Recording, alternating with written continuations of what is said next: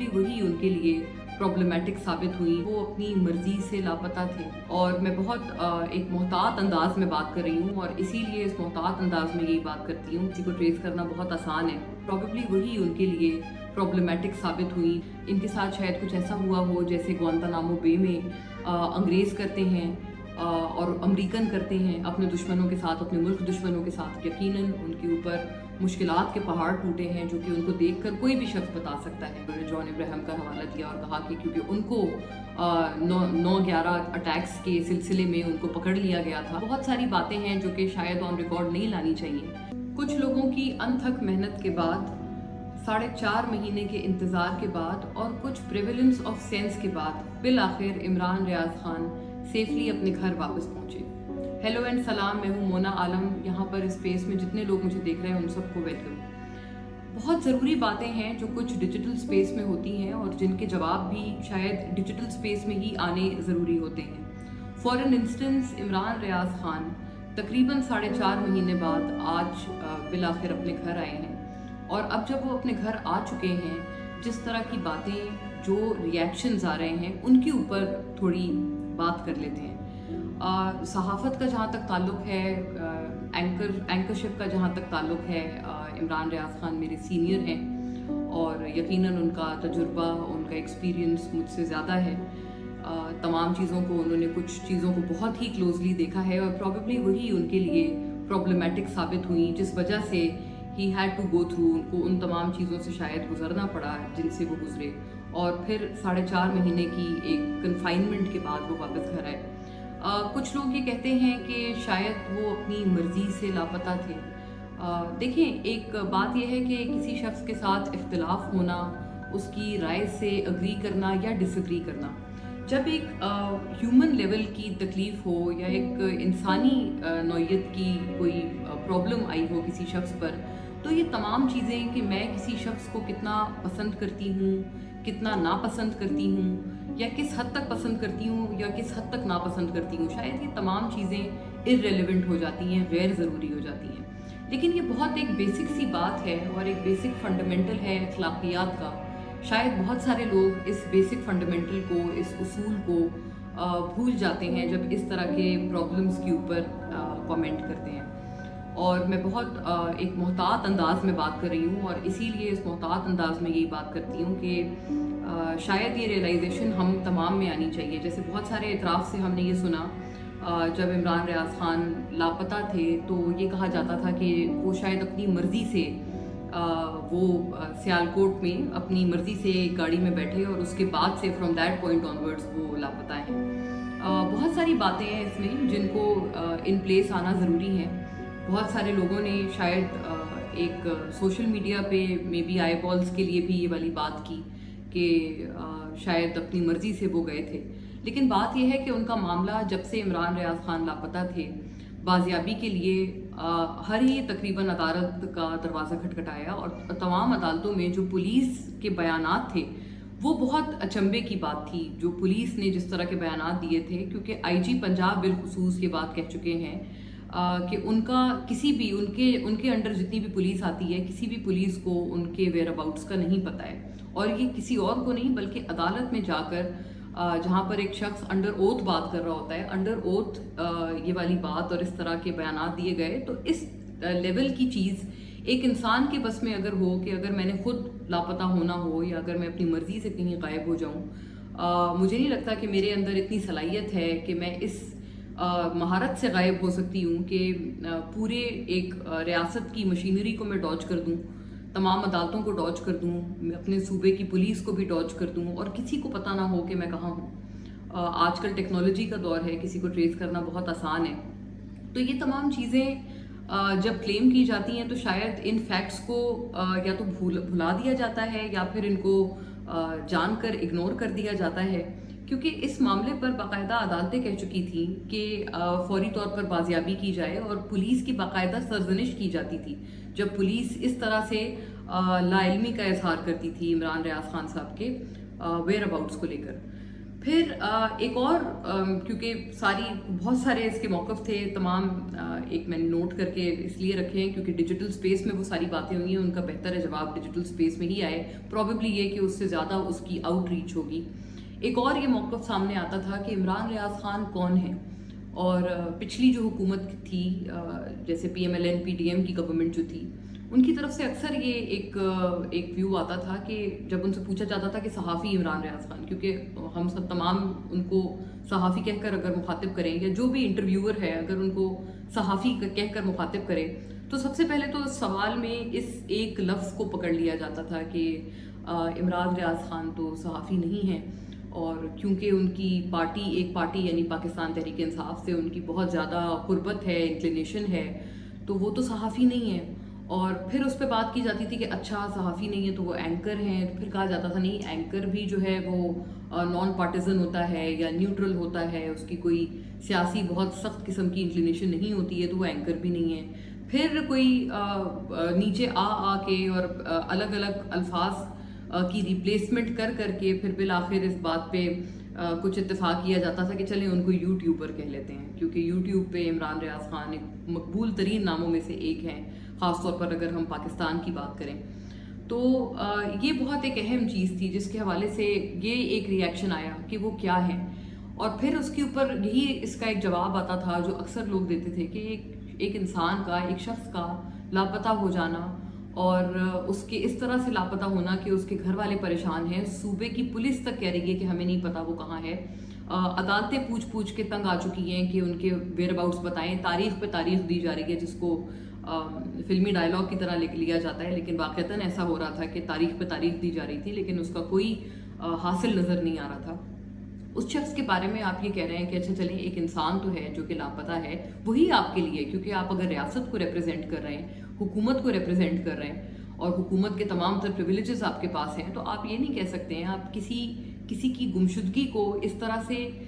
بے معنی نہیں کر سکتے ہیں، اس کو بیلٹل نہیں کر سکتے ہیں کہ آپ اس بہت بڑی بات کو، اس کے گھر والوں کے لیے، اس کے عزیز و اقارب کے لیے کتنی بڑی بات ہے، آپ اس کو چھوٹا کر کے دکھائیں۔ ایک اس طرح کا بھی ایک ری ایکشن تھا جو کہ سامنے آیا، اور اس کے اوپر جتنا افسوس کیا جائے کم ہے۔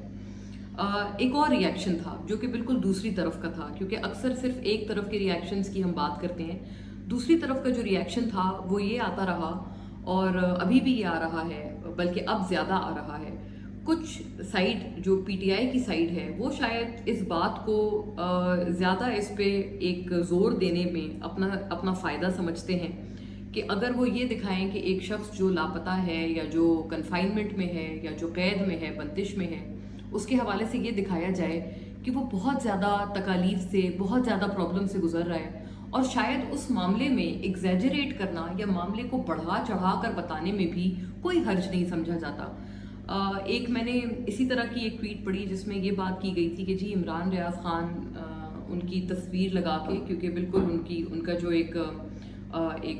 ان کا جو آؤٹ لک ہے وہ بہت تبدیل ہوا ہے، یقیناً ان کے اوپر مشکلات کے پہاڑ ٹوٹے ہیں جو کہ ان کو دیکھ کر کوئی بھی شخص بتا سکتا ہے۔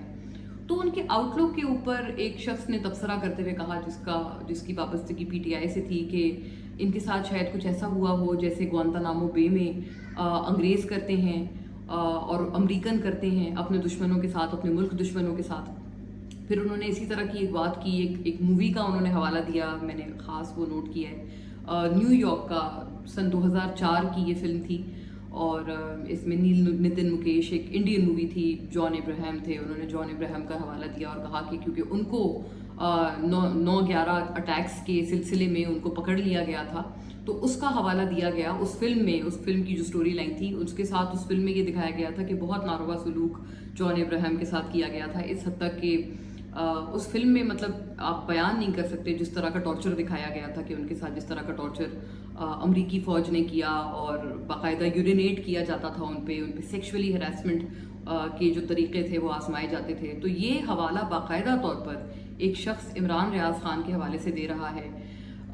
سچائی کو نہ جانتے ہوئے اور سچ کو نہ جانتے ہوئے کہ کیا تھا کیا نہیں تھا، نہ اس شخص کی پرائیویسی کا خیال کیا جا رہا ہے کہ جو اتنے عرصے کے بعد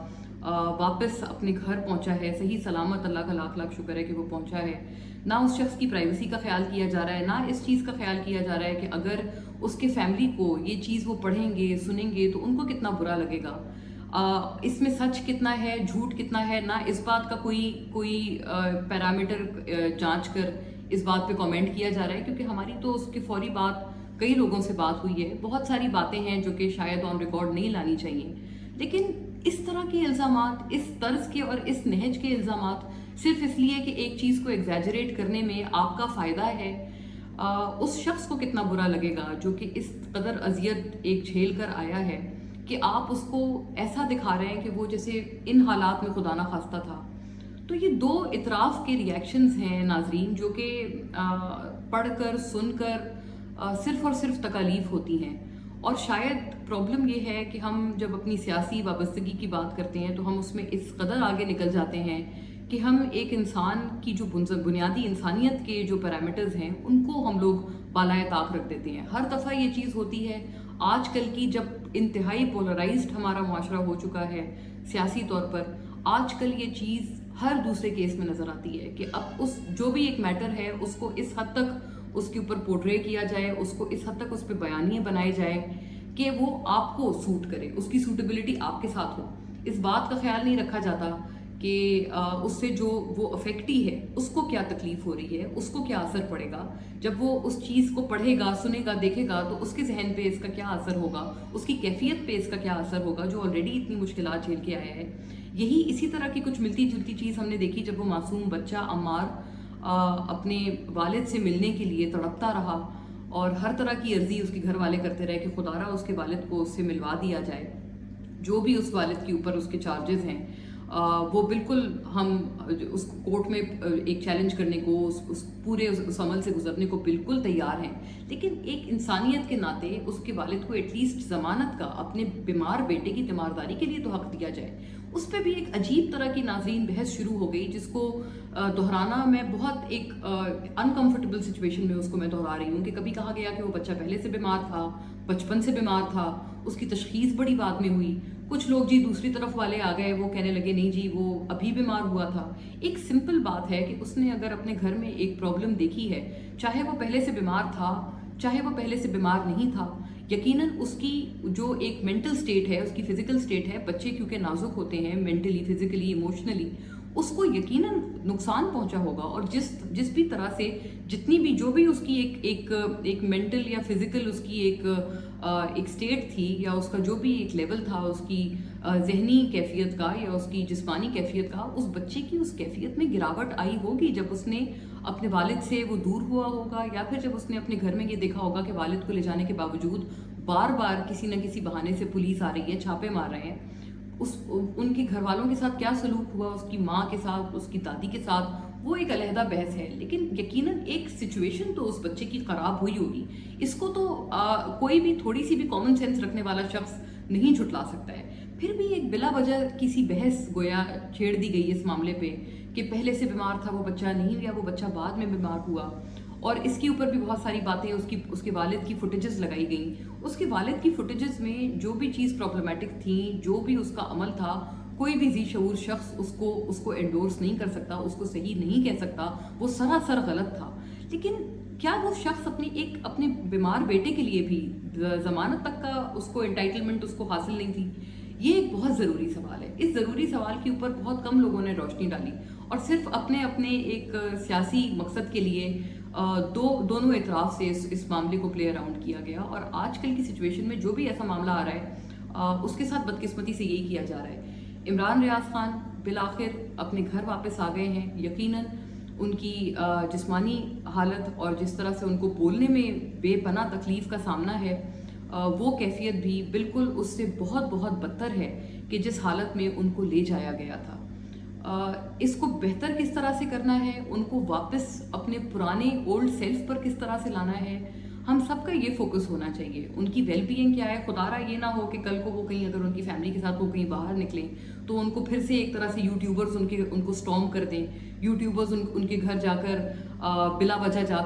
کر یا جہاں پر ان کو کہیں اگر دیکھ لیں تو ان کی پرائیویٹ سپیس میں اگر وہ ہیں تو ان کو انویٹ کرنے لگ جائیں، ان کے ساتھ فوٹو پہ اصرار کرنے لگ جائیں۔ عام لوگ بھی، ظاہر ہے